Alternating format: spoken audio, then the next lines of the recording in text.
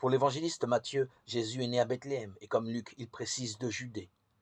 La précision n'est pas fortuite, elle n'était pas destinée aux érudits de ces temps-ci, qui se demandent parfois si le Bethléem de la naissance n'est pas une autre localité portant le même nom et située, elle, à une dizaine de kilomètres de Nazareth, donc en Galilée.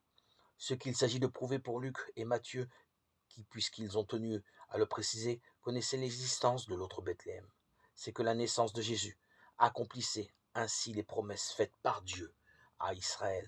L'une par l'intermédiaire de Michée, un petit prophète qui ne vivait pas très loin de là, à l'époque d'Isaïe, et annonçait en général de mauvaises nouvelles. Mais toi, Bethléem Ephrata, trop petite pour compter parmi les clans de Juda, de toi me sortira celui qui doit gouverner Israël. Et le texte de Michée semble avoir été quelque peu déformé par Matthieu. L'autre promesse de Dieu concernant Bethléem se trouve dans les livres de Samuel, un texte biblique qui couvre une longue période de l'histoire d'Israël, et où le Seigneur dit à Samuel: emplis ta corne d'huile et pars, je t'envoie chez Jessé, la bête et l'amite, car j'ai vu parmi ses fils le roi qu'il me faut. Cette deuxième prophétie n'est pas d'une éclatante clarté, mais la première semblait assez connue des Juifs.